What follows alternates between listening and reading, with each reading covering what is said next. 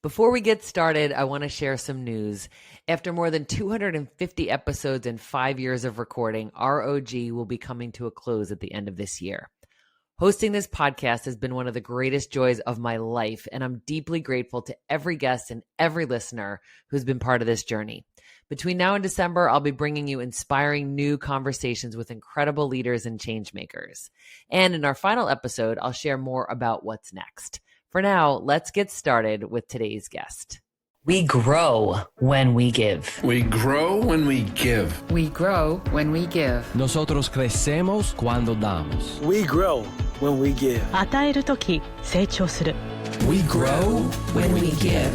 Welcome to ROG, Return on Generosity, a podcast celebrating generosity at work. Not financial giving, giving valuable time, alternative perspectives, and genuine collaboration.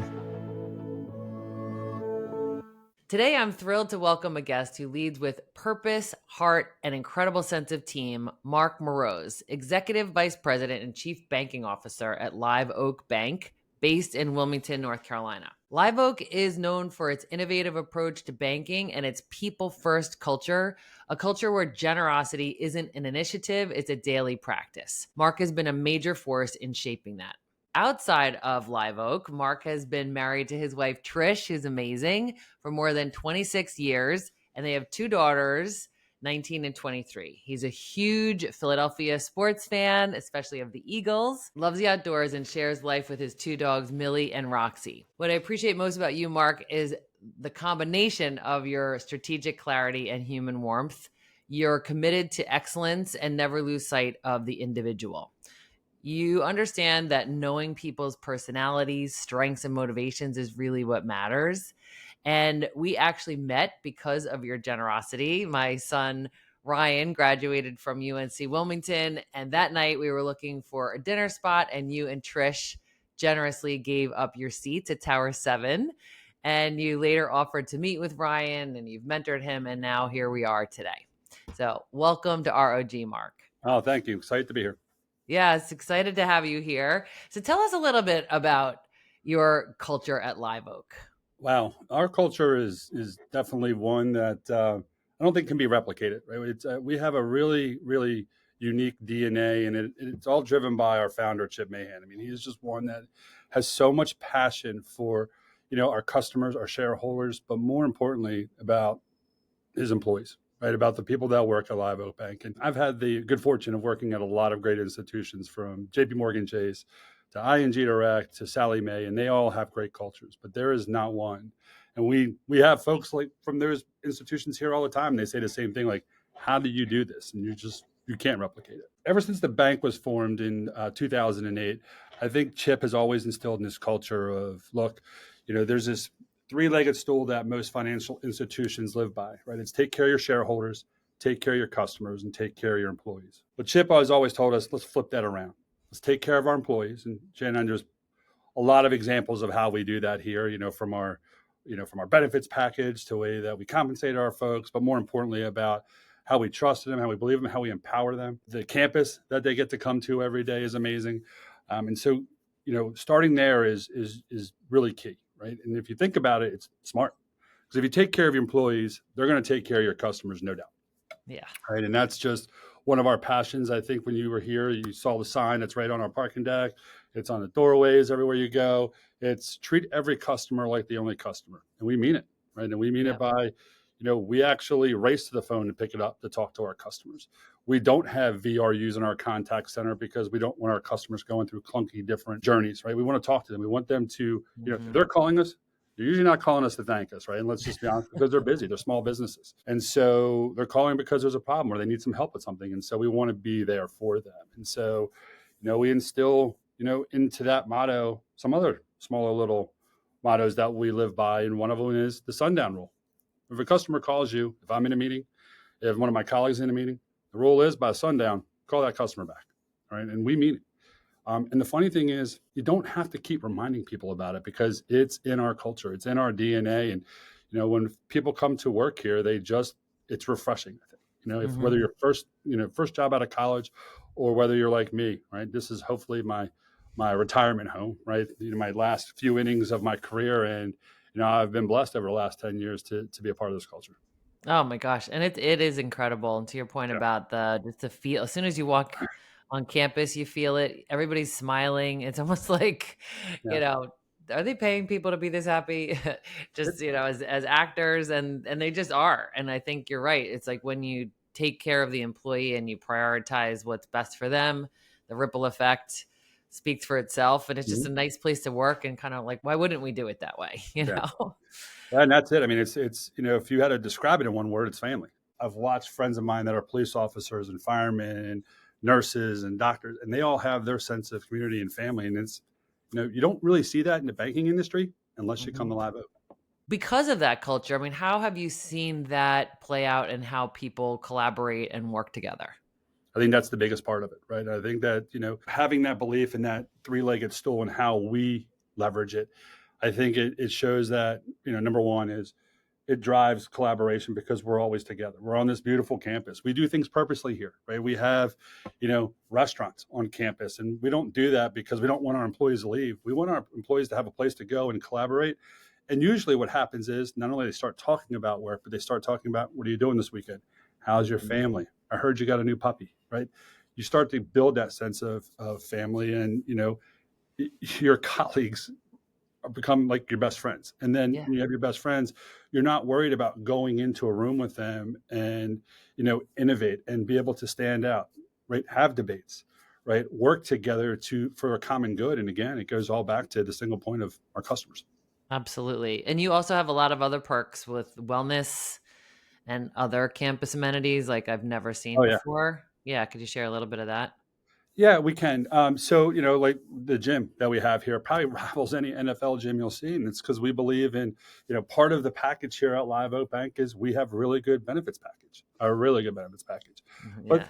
we want you to have a little skin in the game too. Stay healthy, right? We're going to provide the amenities for you to do that, right? If you're having, some stress at work, go lift some weights, right? Go for a run, go for a jog, right? Go take one of our fitness classes and, come back refreshed and ready to go. It's also a place where people go again, and you're with others. If you're taking an exercise class and you're Yeah. collaborating, you're talking Yeah. about work, you're talking about family, right? And so it's bringing our people together and, making sure that they have those amenities right here so they don't have to go elsewhere seeking it. Yeah, and it's a common thread, right? Because you're like, if you're Right. from here and you fit in, we already have something massive in common, and likely a load of other things. And you have like these open spaces for people to sit and gather and to Oh, yeah. walk, and like there's a trail that goes around the campus. So it really just has a very holistic, healthy, vibrant feeling to it.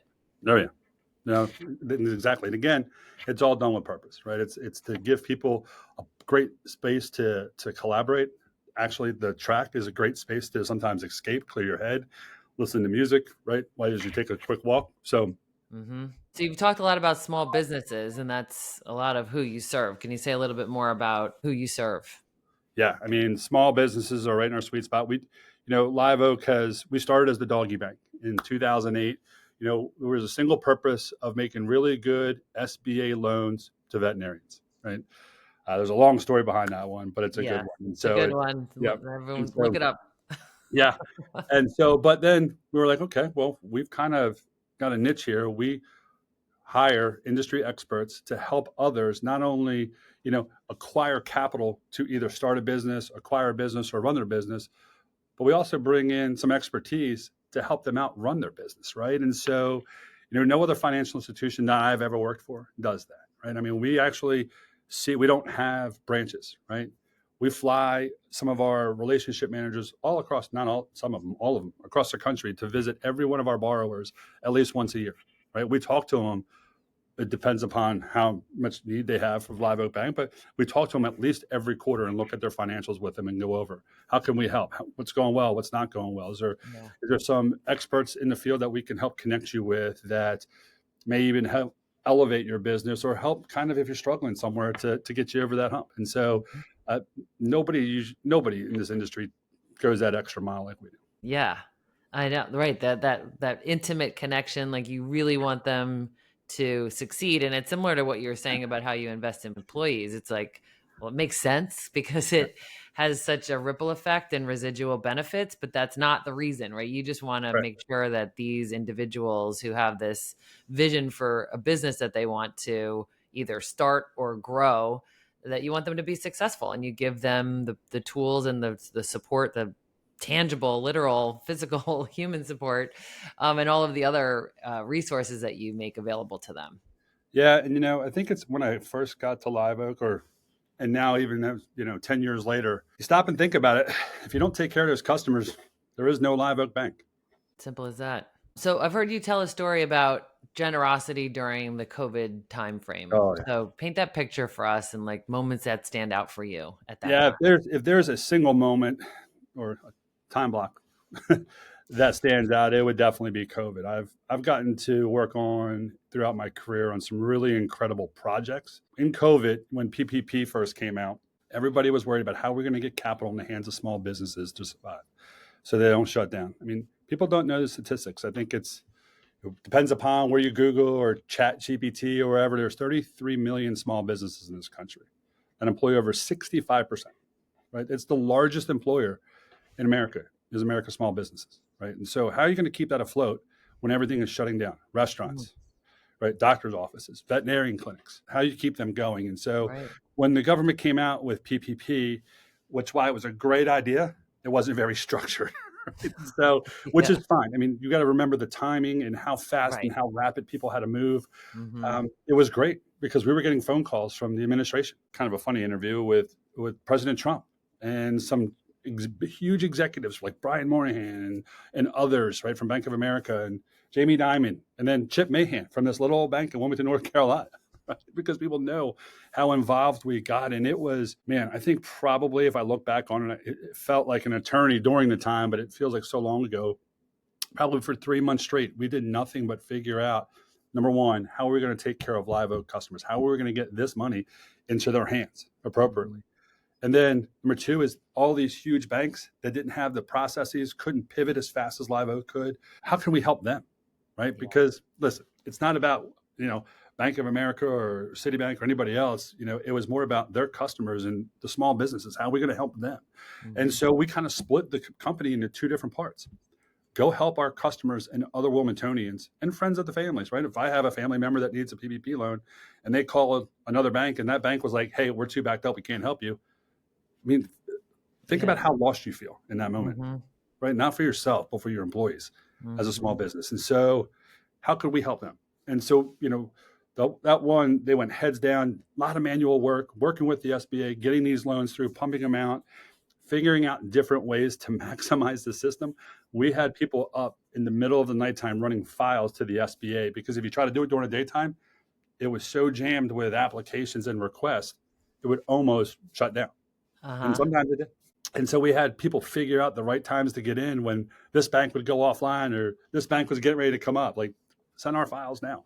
And then on the other side, some of these bigger banks asked us, like, can you help us build something? And so that's kind of where I fit in was that team was, okay, because I was the head of product at Live Oak at the time. Let's go work with the Accentures of the world, the Bank of Americas, the regions, the cities, right? And let's figure out a platform to be able to distribute these funds faster, automated. And so off we went. And it was, when I say 18, 20-hour days for 3 months straight, 7 days a week, it was literally that. And it was fun. It was exciting. Nobody complained. You might have said, oh, God, I'm tired. But everybody knew what you were doing. You had a mission. Everybody was focused. And that's probably the highlight of my career, being a part of that. Isn't that incredible? It sounds so exhausting and hard and scary, and nobody knew what was going to happen. Yeah. So it's not like you knew that if we do this, then we will keep these people in business and Right. et cetera. You didn't know. You're just doing what you thought was right. But even though it was so hard, it was still the highlight of your career because you did it with people. I think it's back to the culture, right? You can't just decide in a crisis that you need to have a good culture. You were building it all along. Usually in some of those times you have a leader that stands out and kind of drives that. You didn't. You had I think at that time we probably had 600 employees or 650 employees. Yeah. You had 640, 50 leaders in this company. People would get tired. Okay, you stop, go take a nap. I'll pick it up and go from relay here, race. right? I'll see you later, right? And then, like that was just, it was incredible. I've never seen that in my career, and I'm hopefully I don't see it again, right? Yeah, From that in that circumstance way. anyway. But the collaboration, I mean, that's again, as I said before, that's our DNA. Hmm. Yeah, and the other thing I'm hearing in that example, Mark, is that the like lack of hierarchy. Like it doesn't matter what your title is; it just that you're Yeah. somebody who matters, who has talent and skill, and get in here. Let's do this together. Yeah, we call it the roll up the sleeves factor here at Live Oak, right? We want people who are going to get things done and Yeah. not worry about credit, just keep going. And what can I Hmm. do next? What can I do next? And that's now we have 1,044 employees, and all 1,044, I tell you right now, they all live that and breathe that. Hmm. Yeah, that's incredible. What are some of your other cultural pillars? You have many of them, and they're all meaningful.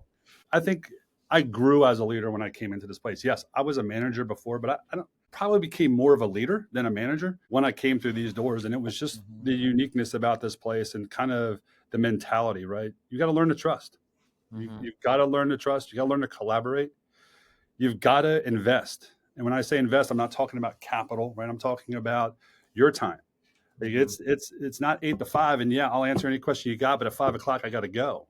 It's you got a question at 8 o'clock at night. Call my number. Here's my mobile.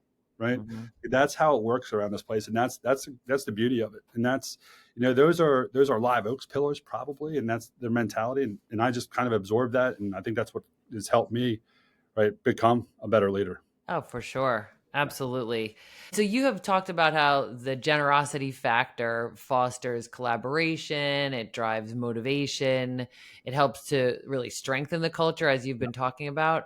Is there an example or a time that comes to mind that you can think about, like a project or initiative where you think that generosity really made the difference? I would I mean, the one that comes back, I'd go right back to that time of PPP, right? Now I can single into the team that was taking care of our customers. It was just, if you couldn't get along with somebody or collaborate or had trust that if you sent somebody off to do something that they could get it accomplished, we would have failed. We would have failed Hmm. our customers. We would have failed ourselves, and we didn't.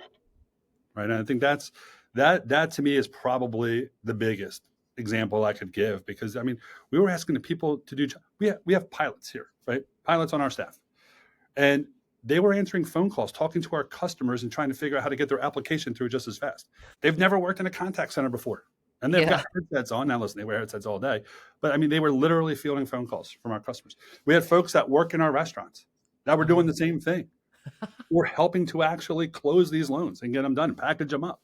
Like Yeah. it was insane about how, you know, you could trust that they could learn that job or that skill that quickly to take Hmm. care of or live our motto, right? Treat every customer like our only customer with white glove service. And it was unique. Yeah.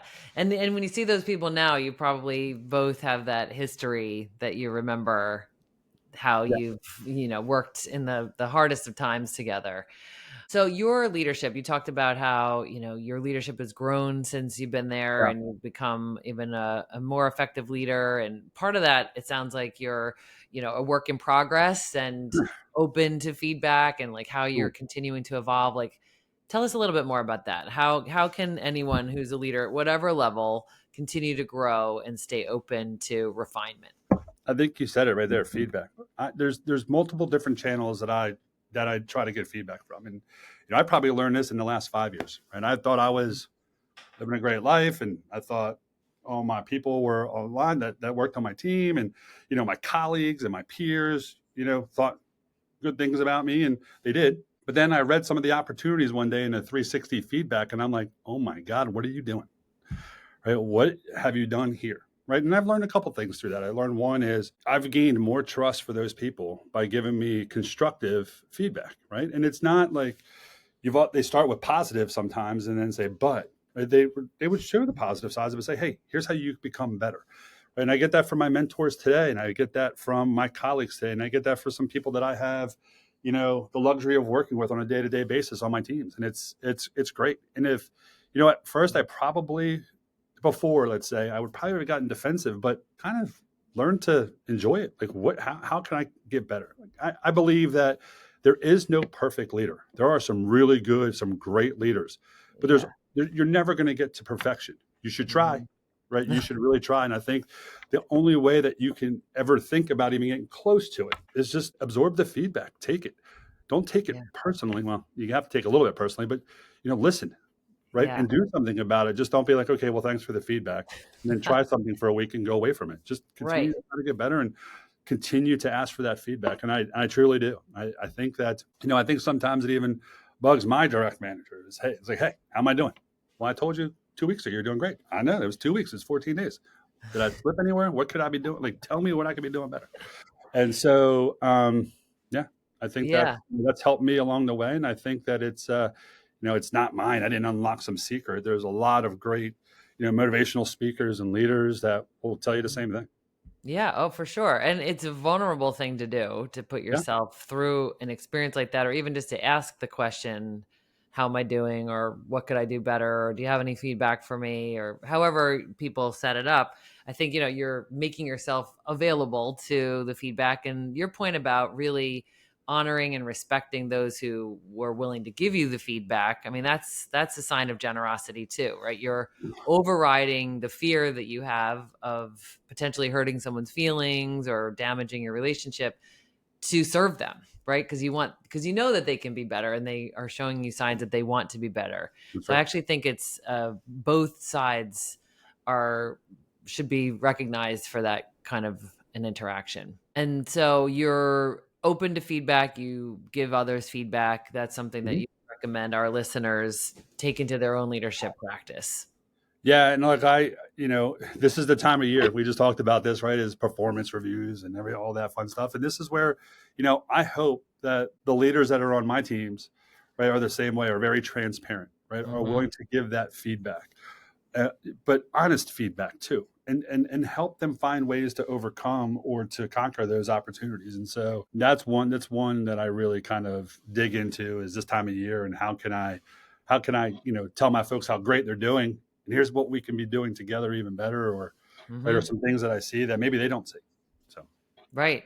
Yeah, and it's an unlock. I think you yeah, said that word earlier, right? Sometimes it's just like we don't realize nobody's sucking on purpose, right? Or that's nobody's right. not doing well because they feel like dragging it down. They're just not aware very often. So how can we make it clear and, cheer them on, give them the tools that they need?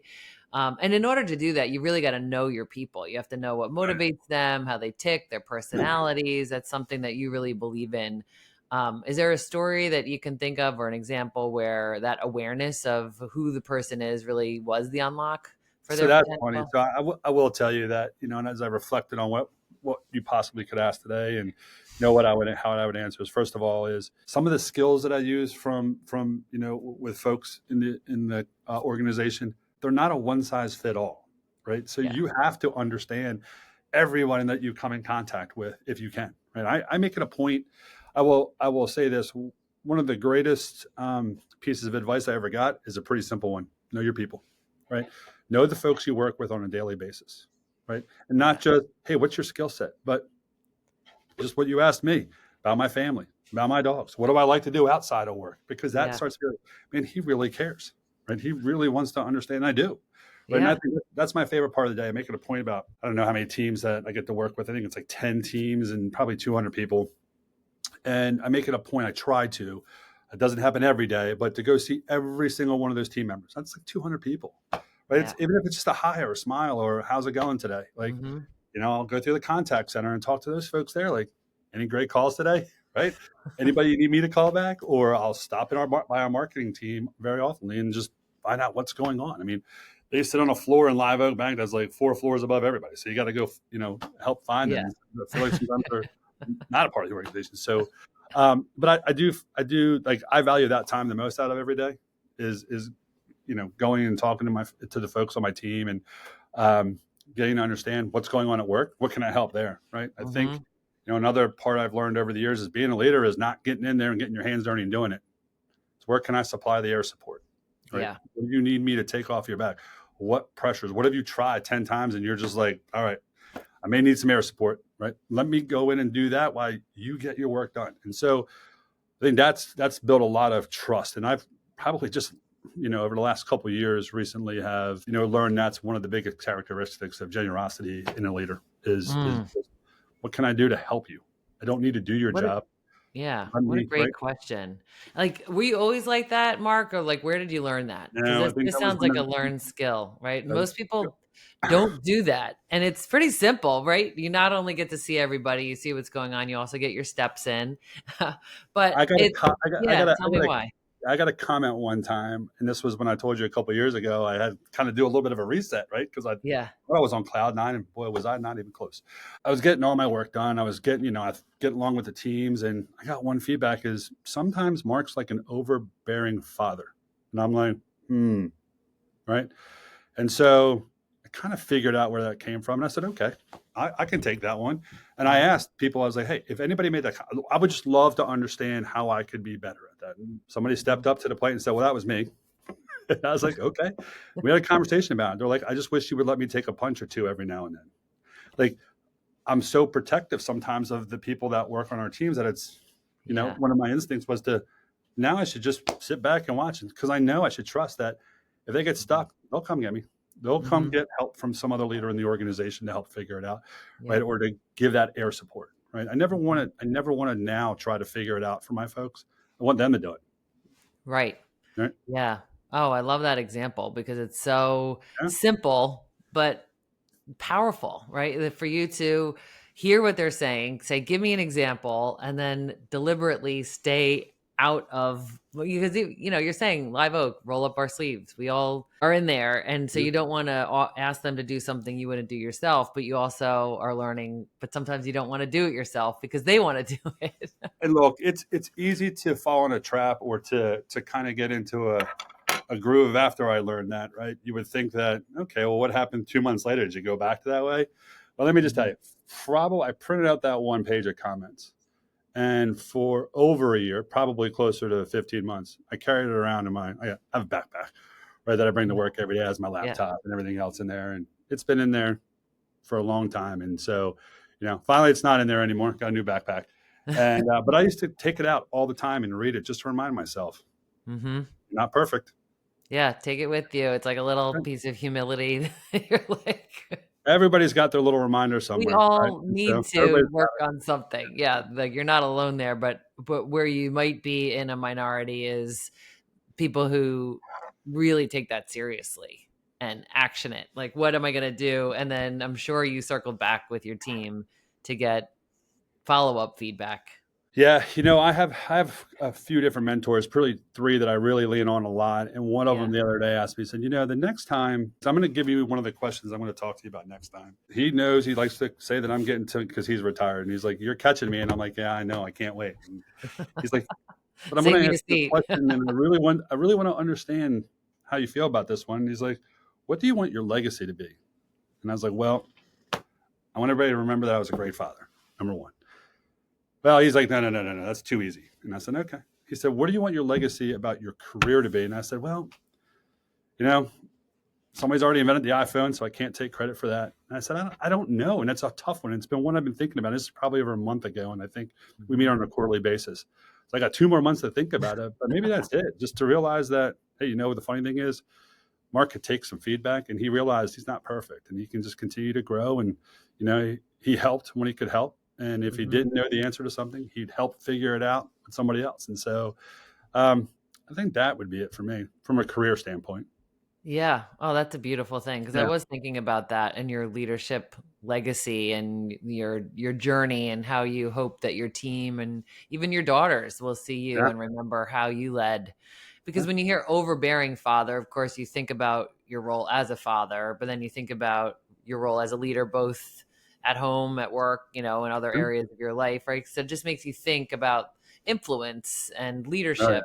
And so to look at it from a variety of different perspectives and to say, well, what impact am I hoping I'm going to make? But yeah, how I'm hearing what you're saying is like there's an intention, like how you want to lead, and Yeah. then through feedback you get to see, for all of us, we get to see how close are we to hitting that target or not, and Yeah. then what modifications do we need to make so that we can really empower people. I mean, yeah, like what do you think your goal is in leadership?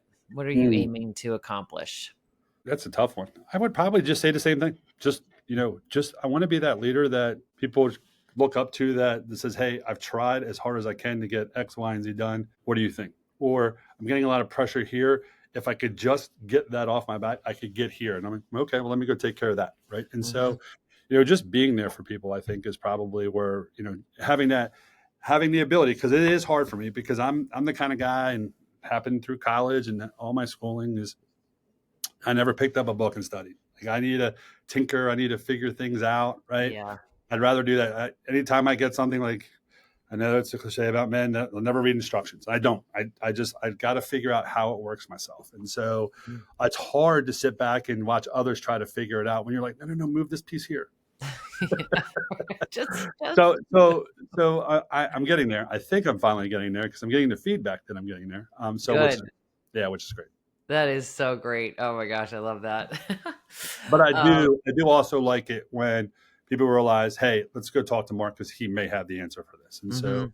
I think that's also too staying knowledgeable about what's going on in the Yeah, environment. staying up to date, and yeah, like I know you invest a lot in your own technology and Mhm. learning different resources and Oh yeah. tools to make life better, automate things. And you talked about having your own mentor, and you are a mentor, and then you talked about like having your what you want to work on in your backpack, and that to me is just like some good healthy habits for Yeah. a leader or any human to just to continue to evolve and grow. So, what would you encourage our listeners to do in terms of getting a mentor and being a mentor? Oh God, it's funny because everybody was like, "Why do you have three?" And I was like, "Well, one has always been my mentor, and actually was my next door neighbor, and just really great guy. Just he has done phenomenal in his career, and he'll admit it too. And that's where I got the advice of you're never going to be perfect as a leader. You Yeah. sometimes are going to have to pick yourself off the ground and start over, right? And so, Mhm. and I get it, but I've got two polar, opposites when it comes to the other two mentors in my life, and they both have worked here at Live Oak Bank, and one is a gentleman that it's funny because our CEO we have this really cool amphitheater room that sits about 60 or 70 people in it. Mhm. CEO always sits down here, and this gentleman always used to sit in the back of the room at the highest point, kind of just with his arms crossed and sitting back in his seat. Mhm. And every time there was something important come up, our CEO would turn around and be, "What do you think?" and look directly at him. And I'm like, man, that's pretty powerful. That's amazing. Yeah. Well, I think we've been talking about ROG the entire conversation, but just to be really like literal about it, the return Yeah. on generosity, Velocity. like where do you see the return? Where do you see the Oof, because I that's don't easy. we're talking about we're not giving to get.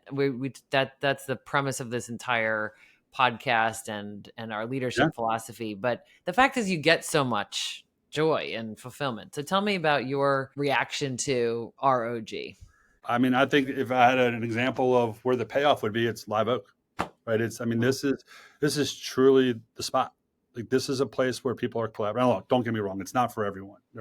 We'll have people come in and they'll jump because somebody's offering them more money, or they're very, they don't want to be collaborative. They want to be, just an individual contributor, and maybe they're in the wrong role and they decide to go somewhere else where they could be in a role where they can be that individual contributor and not have to collaborate all the time. And so I get it, and that's fine, right? But I do think that if you take a look at what we've built here, I mean, it's all around generosity. You worry about the financial part, obviously, right? But you more worry about the growth of the company from, the respect of the industry. And if you do your homework on Live Oak Bank, you'll see it, right? That people there, we have folks here, like I told you before, from very large institutions that come in here and like, oh my Mhm. God, how do you guys do this? And we're like, and they're like, why are you showing us this? We're like, number one, this is what we've built. And this is Yeah. how we built it, through trust, through collaboration, through innovation. And we're not afraid to show it because there is no secret sauce. You can't replicate it, right? And Mhm. or you would have by now, Yeah. right?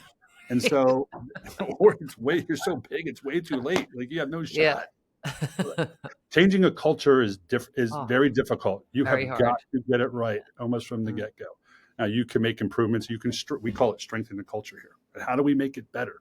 What could we Mhm. be doing? Where is something that used to be a part of our culture that is not as bright anymore? How can we fix that? Or do we need to? Do we even need to find something new to introduce into the culture, right? And so Mhm. it's it's evolving, right? You also have to understand that you've got to keep an eye on it at all times. And it does sound like the kind of culture where every voice matters. So it's not like it's coming from the top and like you're telling everybody that this is how it's going to be. It's like everyone is co-creating that. Is there any recommendation that you have for leaders listening that are like, "Ooh, I want to lead like that"? This is one I'll give our CEO, Chip Mahan, all the credit in the world. He wants 100% of the people here to be their own CEOs. He wants to empower everyone to do what's right for our customers and what's right for the employees here, right? And so he believes in that, and he instills that in us. And then you'll see times where I'll step up to the plate and start to respond. I didn't ask you, I asked them, right? And so it's great, and I'll get called out for it. I'll be like, oh yeah, you're right. Yeah, whoops.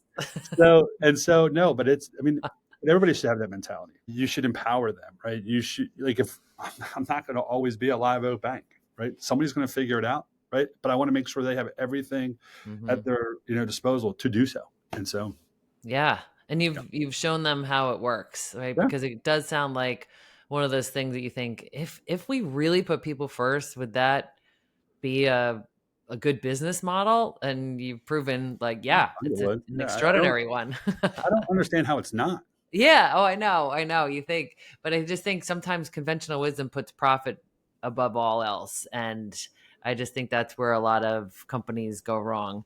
Yeah. And you're just a great example of how it can be. I mean, that comes along when I talked about the three-legged stool. You invest in your people. They'll invest in your customers.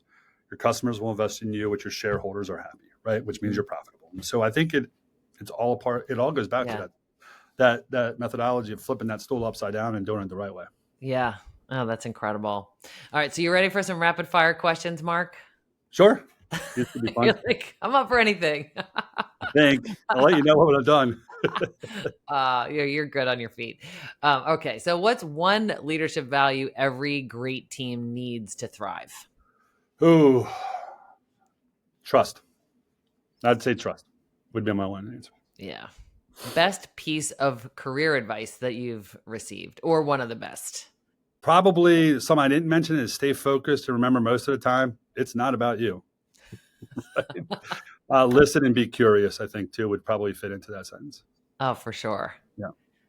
One word your team would use to describe your leadership? Oh, hands down.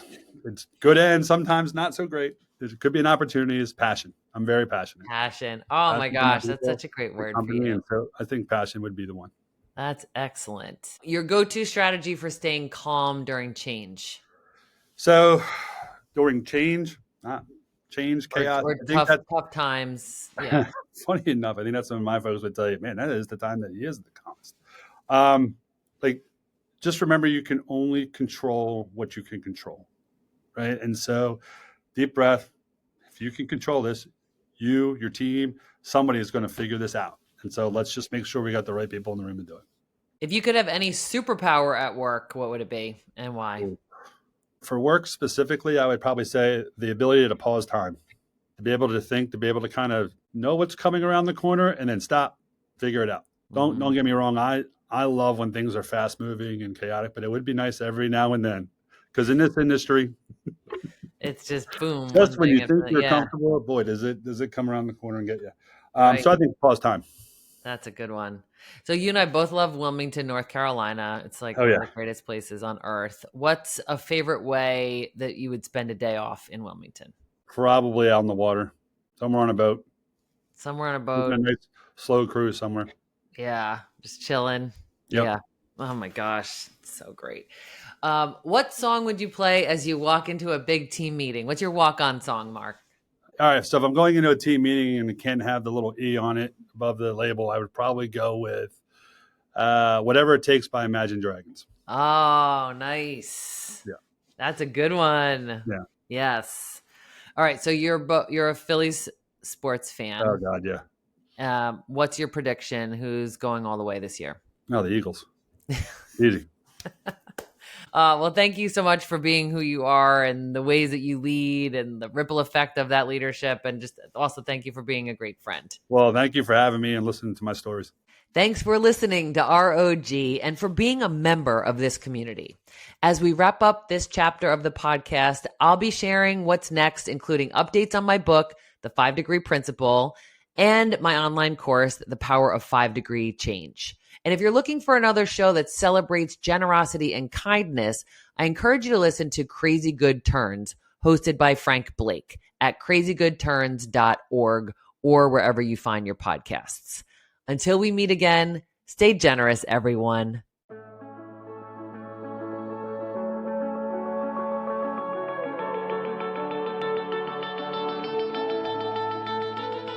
Thanks for listening to ROG, Return on Generosity Podcast. Please help us grow by subscribing and reviewing us on your favorite podcast player. And for more information, visit bridgebetween.com. We grow when we give. 우리는 나누면서 성숙합니다. We grow when we give. On rayonne quand on donne. We grow when we give.